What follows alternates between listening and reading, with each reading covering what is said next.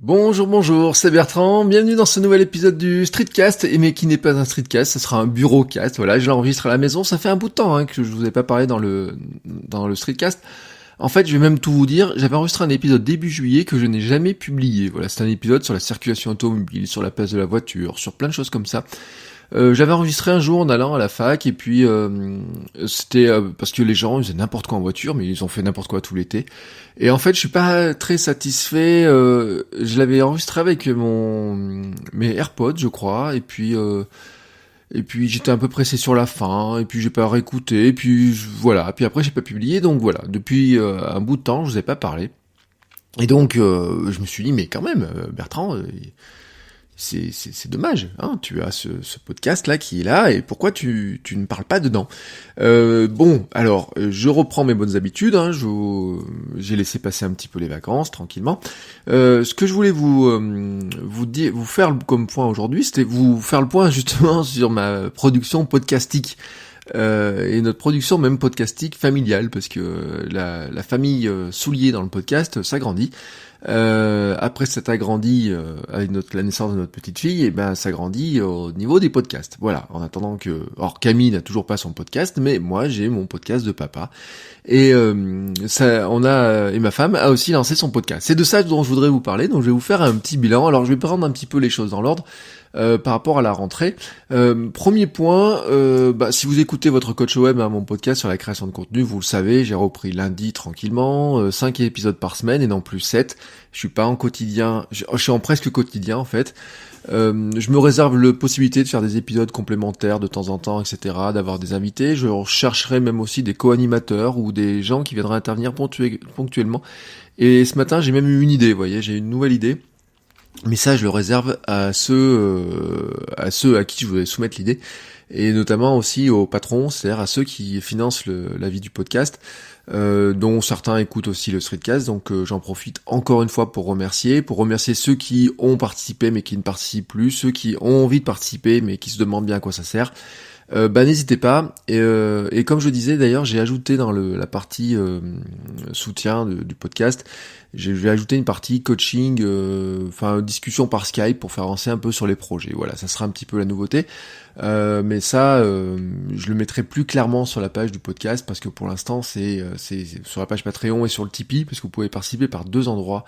Et pour l'instant, ça, j'en dirai un petit peu plus. Mais sinon, voilà, j'ai repris à peu près tranquillement, avec une organisation un petit peu spéciale, comme je le disais, c'est que normalement, je voulais enregistrer tout ça en une seule fois dans la semaine. Par exemple, le lundi, j'enregistre tous les épisodes.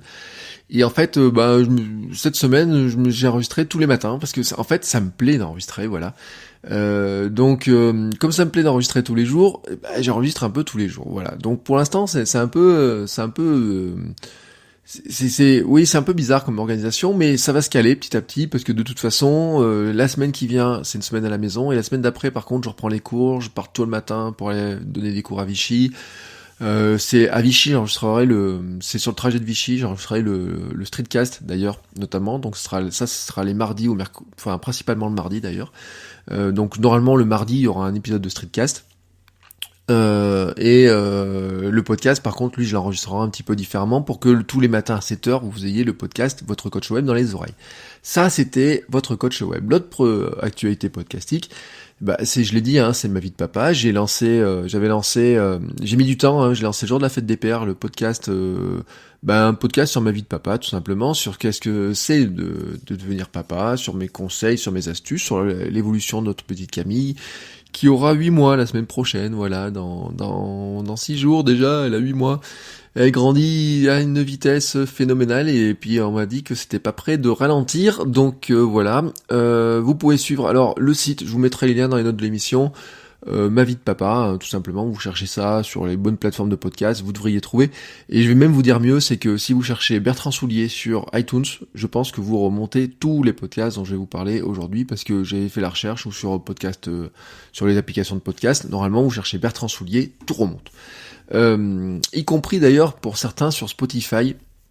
Je dis parce que votre coach web est référencé sur Spotify, ma vie de papa est référencé sur Spotify, et les autres podcasts dont je vais vous parler sont, je pense, non, presque tous référencés sur Spotify pour l'instant, où j'ai eu quelques écoutes d'ailleurs, un peu surprenant pour le podcast suivant qui est Kilomètre 42 ou KM42, hein, vous le cherchez sous cette notion-là, KM42.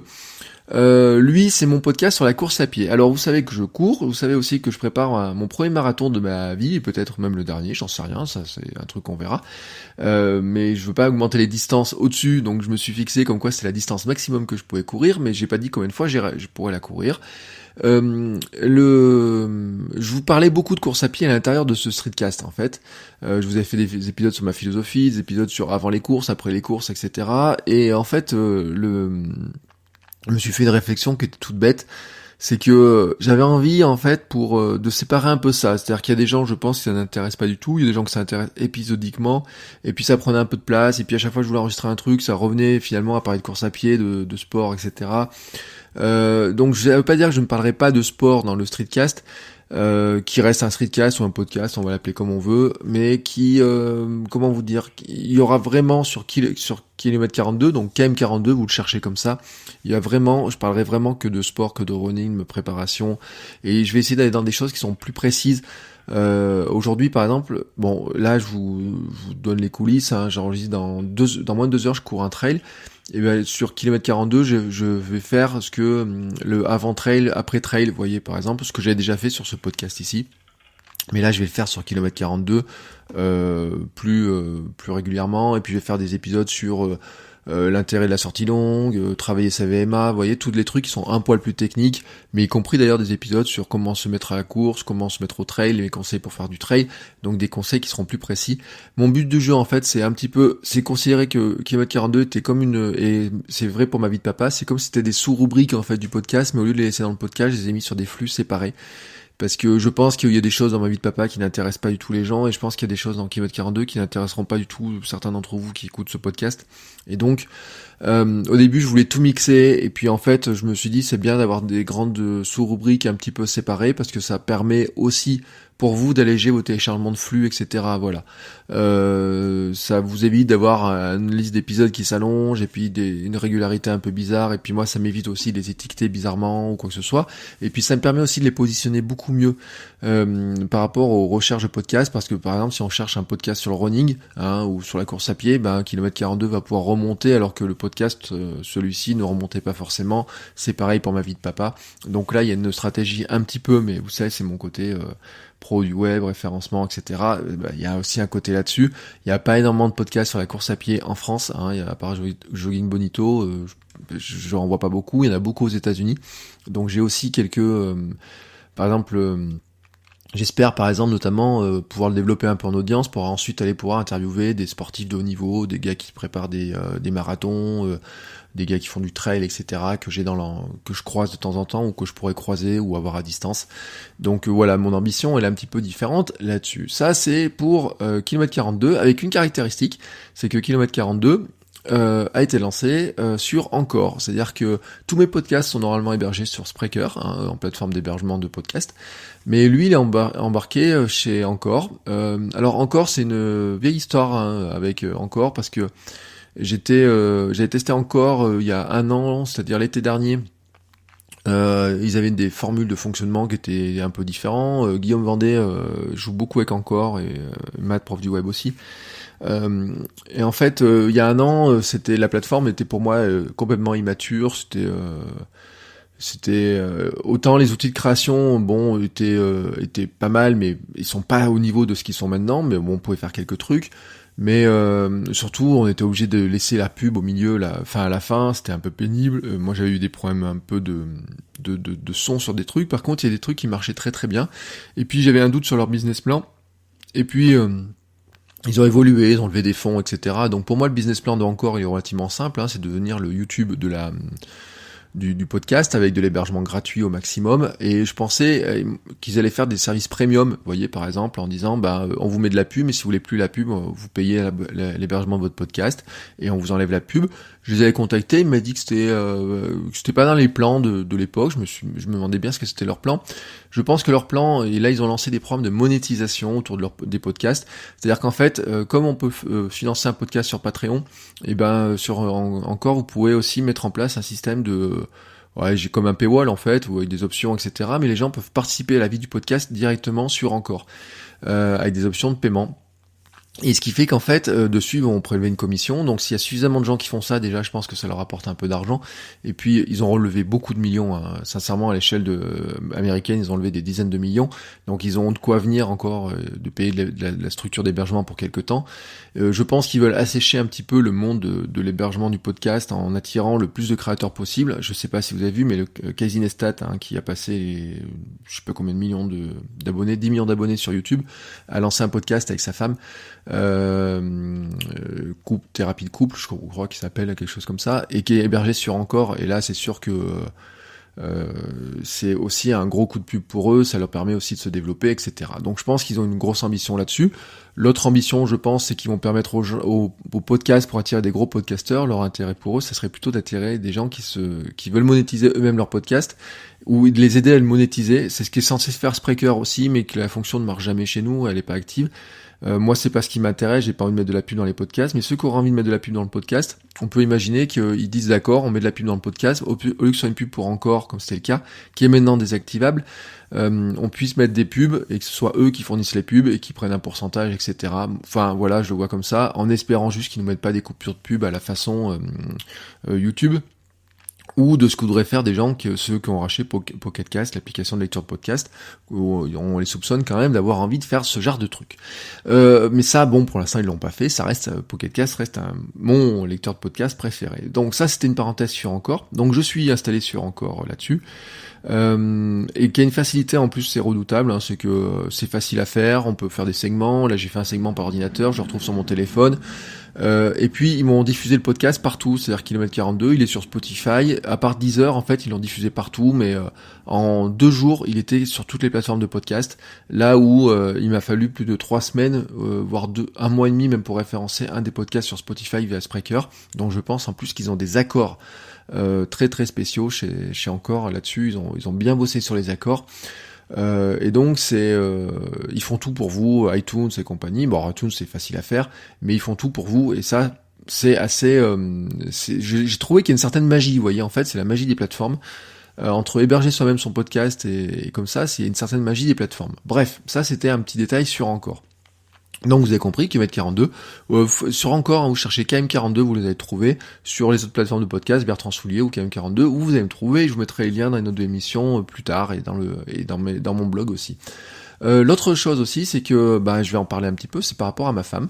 Elle a lancé son propre podcast aussi, donc où voilà, à force de lui dire tiens, tu devrais essayer, au moins en écouter, voir ce qui se passe, etc. Elle a écouté 1 ou 2 podcasts qui lui plaisent beaucoup et qui l'aident beaucoup, et donc dans la foulée, elle s'est dit tiens, je vais lancer mon podcast. Donc je sais que certains d'entre vous l'écoutent parce que vous lui envoyez des messages super sympas, donc je vous remercie.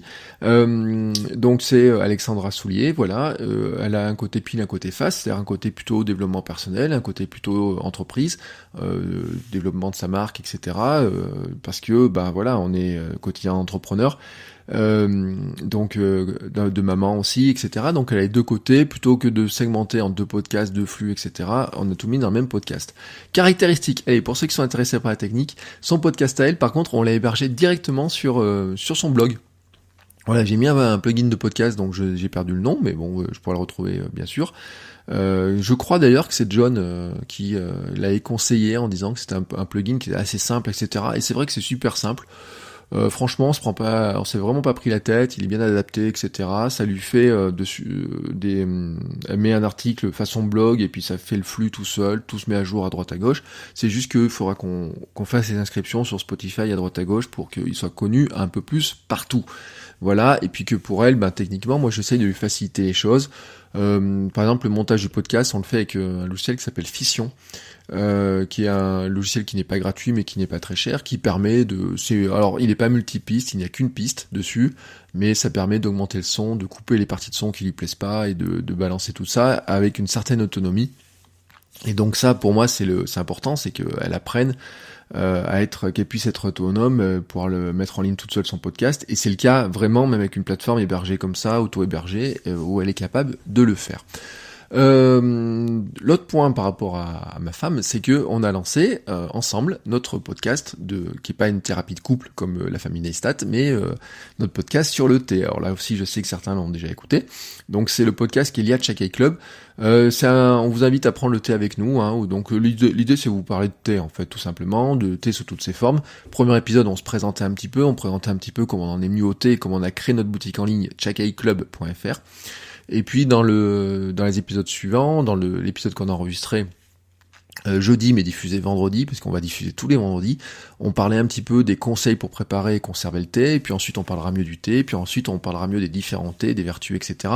Le but du jeu, c'est pas d'être faire un truc de spécialiste, voilà, on n'est pas des gens qui, nous on n'a pas envie de se prendre la tête sur et faire de l'encyclopédie du thé ou quoi que ce soit, c'est vraiment de parler du thé tel qu'on le boit, et voilà, et des fois on en boit, des fois on n'en boit pas, des fois on boit des trucs des thés nature, des fois des thés parfumés, des fois moi je bois de l'infusion sachet des fois parce que je trouve que c'est plus facile, voilà, il y en a plein de trucs comme ça. Le but du jeu, voilà, c'est de vraiment, même si vous connaissez rien au thé, le but du jeu c'est justement de vous apprendre à mieux apprécier, à comprendre un petit peu ce que c'est, comment ça fonctionne, j'avais envie de dire, mais qu'est-ce qu'il y a, qu'est-ce que la plante, qu'est-ce que c'est vraiment cette plante et autres, quelles sont les différences entre les différents thés. Vous voyez, vraiment un truc simple. Et puis de temps en temps, m'a parlé aussi un petit peu de ce qui se passe dans les coulisses. Par exemple, il y aura probablement un jour un épisode sur comment elle imagine les parfums des nouveautés, vous voyez, des choses comme ça, mais ça se fera au fur et à mesure. On a un listing. Moi, je joue plutôt le Candide, l'animateur, le Candide, et elle plutôt plus un peu qui apporte sa connaissance, parce qu'en fait, elle a beaucoup plus lu de trucs sur le thé que moi, voilà, donc c'est un petit peu logique aussi. Et donc, on fonctionne un petit peu là-dessus, donc on se cale petit à petit, les épisodes vont se caler. Mais voilà, on est assez moi je suis assez content, et elle aussi, on a lancé ça, c'est un nouveau projet. Là aussi, faut qu'on continue à le faire connaître à droite à gauche. Alors lui, tant qu'on est dans la technique, je vous le dis, lui il est hébergé chez aosha.fr, .co, pardon, qui est une plateforme d'hébergement française, qui s'est lancée il y a pas très longtemps. Je sais que certains, j'en ai parlé avec certains sur Twitter, ont basculé dessus, qui propose jusque fin septembre, là je crois, l'hébergement du podcast gratuit. Or si vous connaissez Spreaker, il y a quand même beaucoup moins de puissance que dans Spreaker au niveau des fonctionnalités, mais le player est sympa. C'est juste que c'est bizarre en fait les intégrations de player, moi je trouve le player par épisode, etc. J'ai l'impression qu'en fait, il faut que je regarde mieux, mais dans Spreaker vous avez un player par épisode. Ici on retrouve toujours à peu près le même player, mais qui semble plus généraliste, voilà, mais bon, ça marche bien, et derrière, nous, on arrive à le déployer assez bien. Ce qui est pas mal aussi, c'est qu'ils mettent les stats, et c'est par rapport à Spreaker, c'est là où il y a une différence, c'est que Spreaker, les stats, ils vous les mettent, il faut payer de plus en plus cher pour avoir des stats toujours plus complètes. Aosha, donc c'est A-U-S-H-A, oui, voilà, .co vous met les stats gratuitement. Alors elles sont pas hyper développées, mais elles sont là. Elles ressemblent un petit peu au volume de stats de Encore, pour préciser un petit peu les choses. Donc elles donnent un bon indicateur, mais c'est pas non plus des stats. Mais de toute façon dans le podcast, on n'a pas les stats à la Google Analytics ni rien, donc on s'en tape. Ouais, franchement, on s'en tape. Et puis si on voulait avoir des stats un peu plus précises, on pourrait toujours mettre PodTrack, etc. Enfin bref, on peut brancher plein de trucs dessus. Ce que là, pour l'instant, on est plutôt sur le développement du podcast, sur le lancement, sur comment on se cale là-dessus. Voilà, bref. Comme vous l'avez compris, ça fait beaucoup de choses à écouter. Mais c'est pour ça que je dis que je suis capable de faire du podcast tous les jours. Par exemple, on a enregistré le podcast de Chakai Club jeudi pour le diffuser vendredi. J'avais fait un podcast Ma vie de papa dans la semaine. J'ai fait un podcast Kilomètre 42 aujourd'hui. Vous voyez, aujourd'hui je fais Streetcast. Tous les jours j'ai fait le podcast Votre Coach Web. Petit à petit, voilà, c'est une question d'organisation, mais vous avez quoi de m'écouter à peu près 2 heures par semaine. Voilà. Ce qui avant était peu par rapport à Votre Coach Web, parce qu'il fut une époque où les épisodes faisaient 40 minutes. Maintenant, je fais des épisodes de 7 minutes sur Votre Coach Web pour vous laisser le temps d'écouter d'autres choses, mais aussi, finalement, dans ces autres choses que vous pouvez écouter, vous pouvez aussi m'écouter toujours moi. Voilà, si vous n'en avez pas marre d'écouter ce que je vous raconte comme conneries, vous savez que où vous pouvez m'écouter désormais. Je vous ai fait un petit bilan, un petit peu de mes productions podcastiques. Voilà, c'est tout pour aujourd'hui sur les côtés podcast. Je pourrais vous parler des autres productions, hein, mes 2 newsletters, le blog bertrandsoulier.com qui tourne toujours, bien sûr, Instagram, voilà, qui est toujours là, la chaîne YouTube qui sur lequel je mets un peu moins de contenu que j'avais prévu. Voilà, c'est juste que je trouve que c'est un peu soyons clairs, hein, il y a un bout de fainéantise par rapport à la vidéo, par rapport à l'audio, c'est-à-dire que l'audio est beaucoup plus facile à faire et surtout quand vous en produisez beaucoup, mais c'est une question de motivation, d'organisation, et peut-être, probablement, même d'ailleurs, je me relancerai, là je vais laisser passer le marathon, je vais laisser passer le mois de novembre aussi, tranquillement, où je vais plutôt me consacrer à l'écriture. L'écriture, alors votre coach web, je suis en train de préparer le bouquin, l'e-book qui va avec votre coach web, et en fait j'ai une autre idée d'e-book, voilà, mais qui sera plutôt liée à ma perte de poids. Donc si ça vous intéresse d'en discuter, si vous avez des idées, si vous voudriez avoir des réponses à certaines questions, si vous posez certaines questions, il y aura quelque chose là-dessus, avec des recettes, avec mes astuces, mes conseils. Voilà, il y aura le sport, la reprise du sport, avec ma vision personnelle des choses. Je l'annonce comme ça, je suis sûr de travailler dessus. Et ça, peut-être, je le mettrai dans le Nanovrimo au mois de novembre, dans l'idée d'arriver à boucler ça sur le mois de novembre en écrivant un petit peu tous les jours. Pas forcément 1000 à 1500 mots par jour, mais un certain nombre de mots. Parce que le but du jeu, c'est pas faire un truc qui fasse 200 pages, c'est de faire un truc qui soit assez concis avec des conseils. Mais comme on me demande des conseils sur Instagram en privé, que j'ai fait du coaching l'autre jour d'alimentaire à quelqu'un, en privé sur Instagram, avec des conseils, etc. Je me dis qu'à la limite, si je peux faire du coaching, j'ai fait gratuitement à une personne, je peux le faire à d'autres personnes qui sont intéressées. Voilà. Donc si ça vous intéresse, n'hésitez pas à me le dire. Vous me laissez un petit commentaire, on peut en discuter, poser les questions, etc. Et moi après, petit à petit, je remplirai ça. Mais maintenant que c'est dit, je suis un petit peu engagé, vous voyez, c'est ma méthode de travail. Donc sur ce, bon, cet épisode se termine réellement ce coup-là. Je vous souhaite à tous un bon samedi, un bon week-end. Moi, je vais aller mettre mes baskets, je vais les courir. Trail de 22 km, mais ça, je vous l'explique dans kilomètre 42, qui ne sera publié pas tout de suite. Hein. Si vous écoutez ce matin à l'heure de la publication de ce podcast, il est 8h26, il sera publié après la course. C'est-à-dire je finis la course autour de midi et demi, donc il sera publié après, avec mon bilan de la course après. Hein, voilà. Donc dans kilomètre 42, ça sera comme ça. Bref, sur ce, je vous laisse, je vous souhaite à tous une très belle journée, un très bon week-end, et je vous dis à très bientôt pour un nouvel épisode. Ciao ciao les amis!